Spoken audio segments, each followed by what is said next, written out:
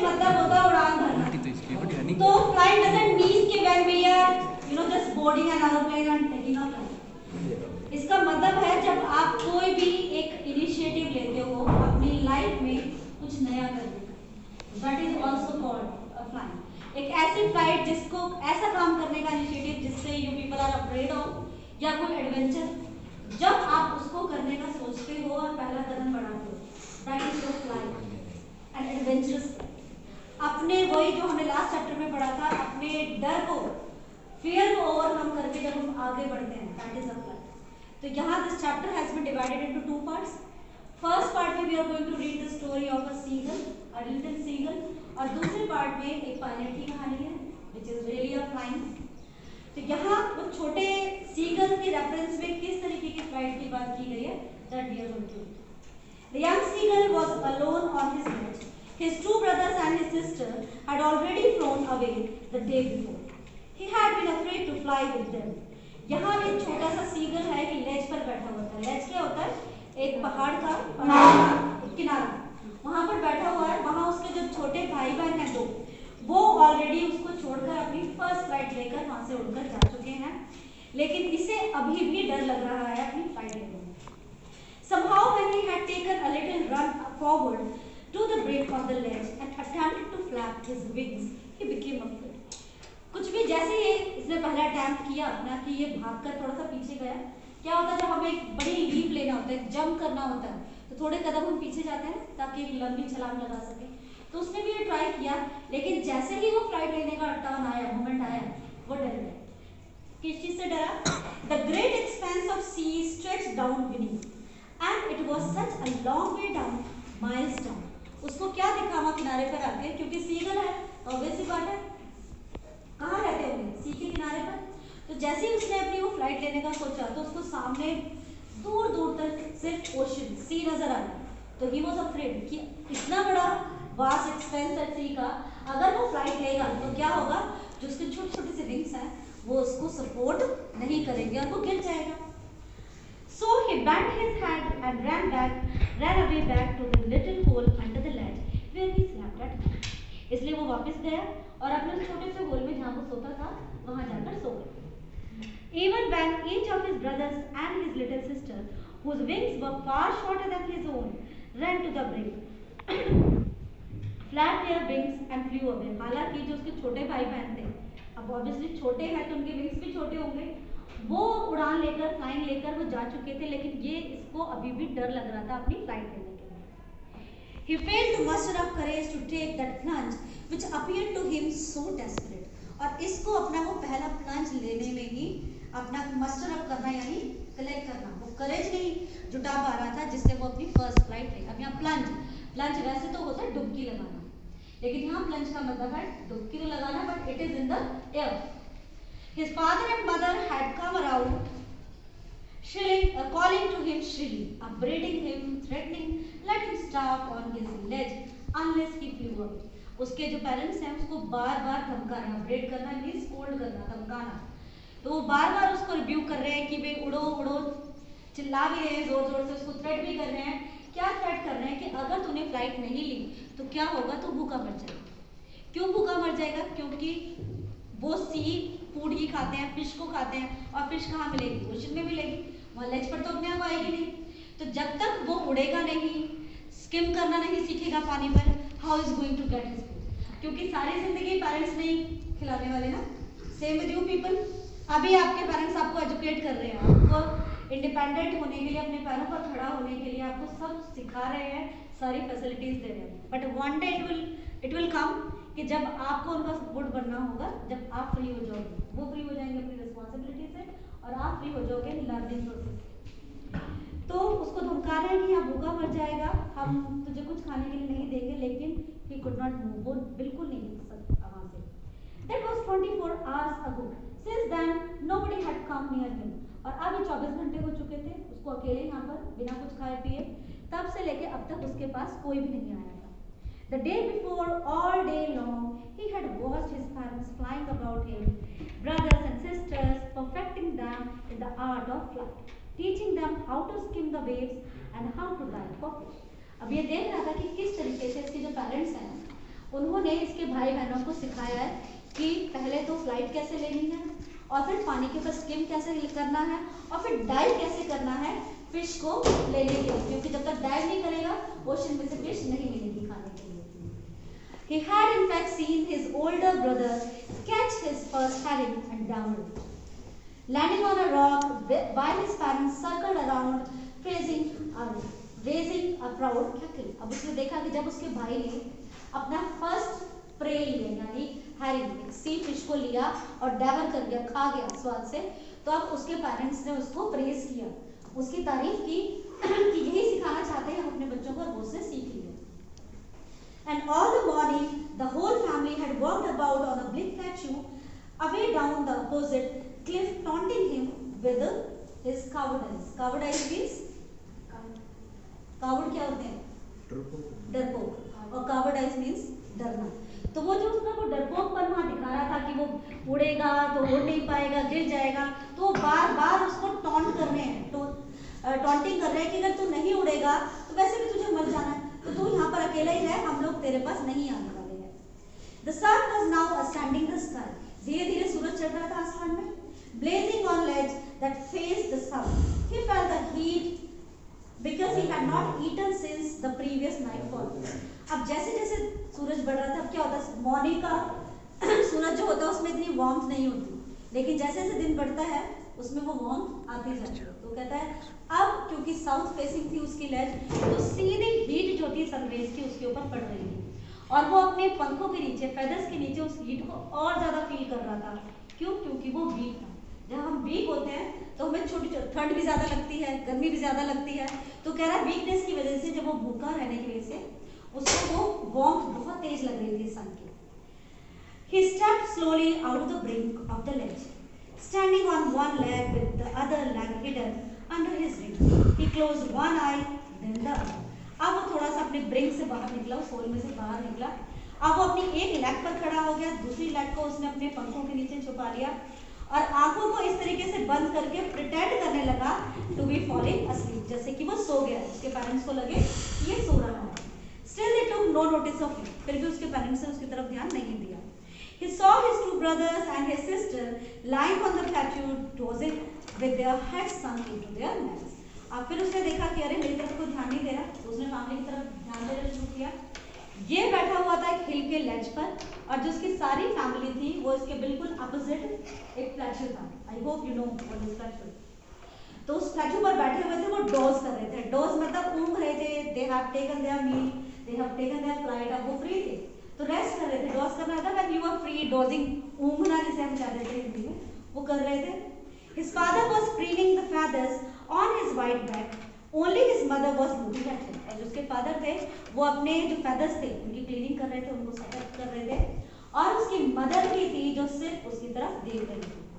She was standing on a little high hump on the plateau, her white breast thrust forward. और उसकी mother जो थी वो उस प्लेट्यू से थोड़े से ऊंचाई पर, हम क्या होता है, कैमल का देखा वो, कैमल क्या होता है, दैट इज हम्प। तो यहाँ जो भी ऐसे शेप की चीज होती है we call that hump shape. तो वो प्लेट्यू के ऊपर भी एक हम्प शेप थी, उसके ऊपर वो बैठी हुई थी और वो उसकी तरफ देख रही थी। Now and again she tore a piece of fish that lay at her feet and then scrubbed each side of her beak on the rock. अब वो क्या कर रही थी, थोड़ी थोड़ी देर में उसके पास एक फिश थी जो उसके पैरों के पास रखी हुई थी, उसको अपनी बीक से वो टोर कर रही थी और अपनी बीक को बार बार स्क्रैप कर रही थी रॉक के ऊपर। The sight of the food maddened him. How he loved to tear food that way, scraping his beak now and again to wet it. अब ये जो साइड थी खाने की, एक तो 24 घंटे से खाना नहीं खाया और फेवरेट खाना फिश सामने है, तो क्या था, उसका दिमाग खराब हो गया। हमें भी 24 घंटे खाना ना मिले जो फास्टिंग करते हैं, तो और अगले दिन पता चला किसी को नूडल्स पसंद है, पूरे 24 घंटे बाद जब खाने को मिल रहा है, नूडल्स दिख गए सामने, तो एवरीबडी वाटरी माउथ। तो उसे लग रहा था कि एक तो मेरे को भूख लग रही है और ऊपर से मेरे सामने ये सीन चल रहा है, मदर कितना डेवर करके फिश को खा रही है, तो उससे अब कंट्रोल नहीं हो रहा था। He cried begging her to bring him some food. अब उसे जोर जोर से ये गागा जो उनकी साउंड है वो चिल्ला के उसको रिक्वेस्ट करा अपनी मदर को, प्लीज कुछ खाना दे दो। She screamed back derisively, चिल्ला रही है कि ऐसे खाना नहीं मिलेगा। But he kept calling plaintively and after a minute or so he uttered a joyful scream. लेकिन वो सिंपली क्या कर सकता था, वहाँ खड़े होकर चिल्ला सकता था। अब वो खाने के लिए चिल्लाया जा रहा है कि खाना दे दो, खाना दे दो। अब अचानक से उसके मुंह से एक जोरदार चीख निकलती है, joyful scream, खुशी की। अब क्या खुशी की बात हो गई? His mother had picked up a piece of fish and was flying across to him with it.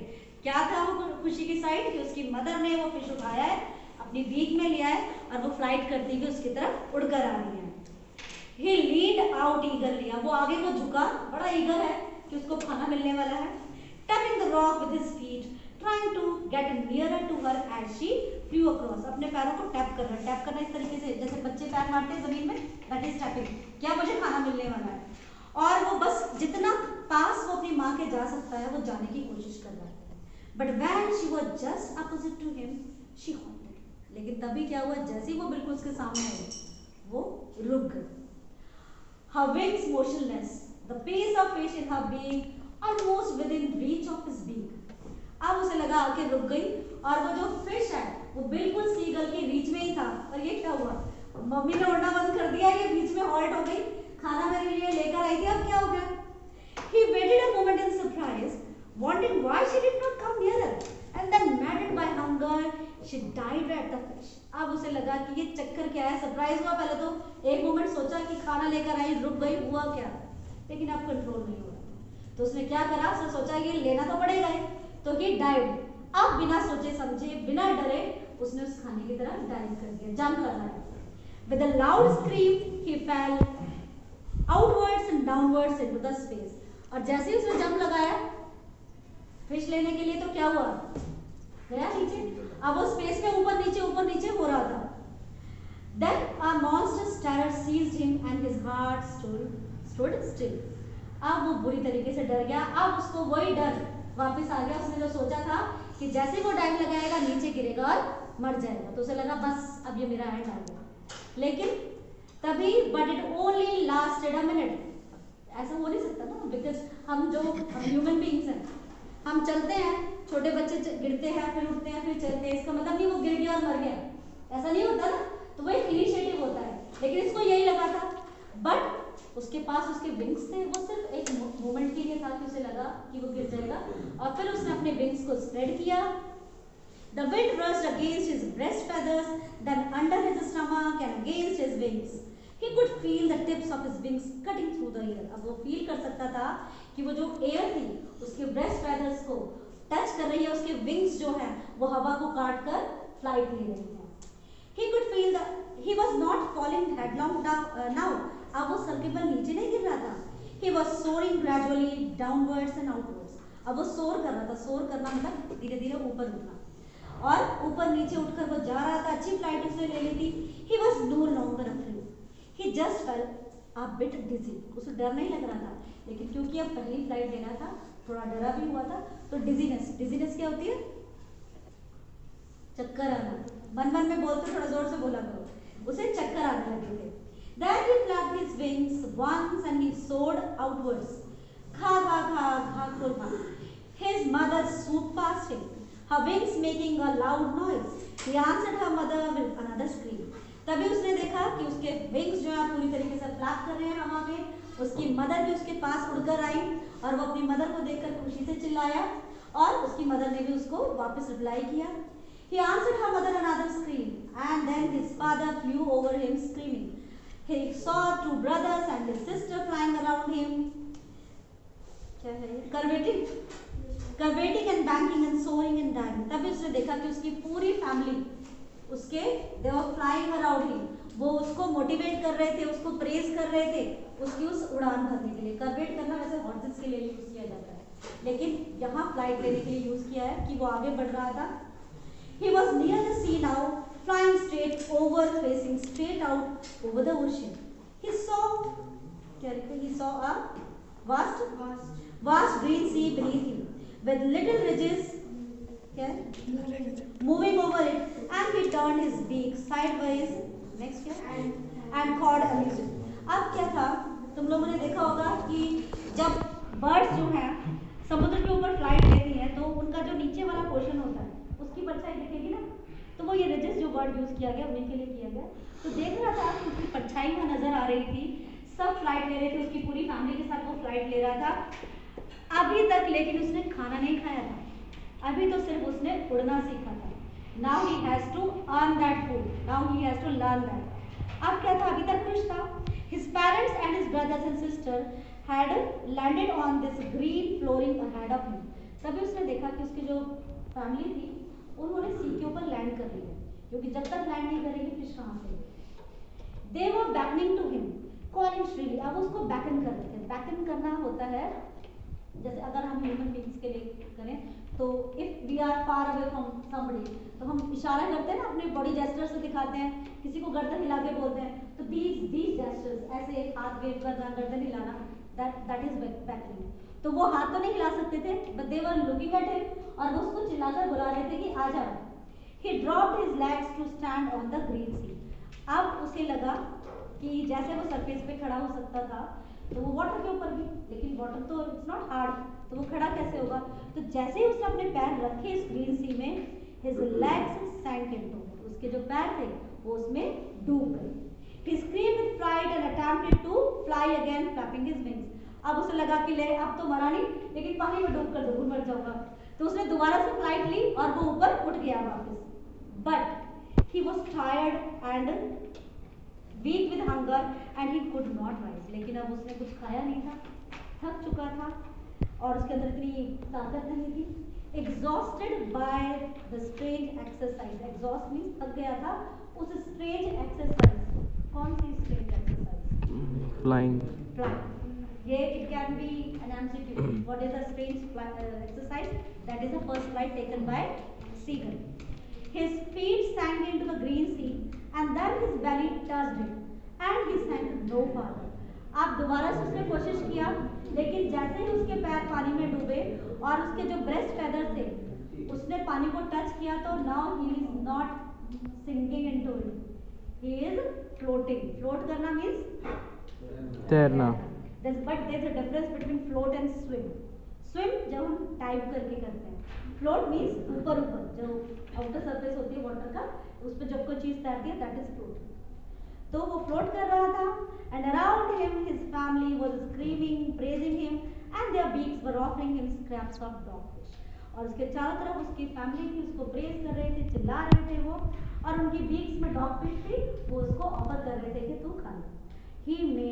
he had made his first flight। तो if you take the initiative, से पहला कदम लेने में ही डर लगता है, और फिर जब हम वो पहला स्टेप ले लेते हैं then we can overcome any kind of fear.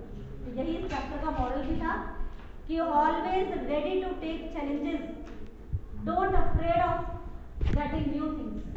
कुछ पाना है तो थोड़ा सा करेज दिखाना पड़ेगा, एडवेंचरस अपनी लाइफ में होना पड़ेगा। और इसके यही 2-3 क्वेश्चन इंपॉर्टेंट है। एक तो site of food mattered him, दूसरा है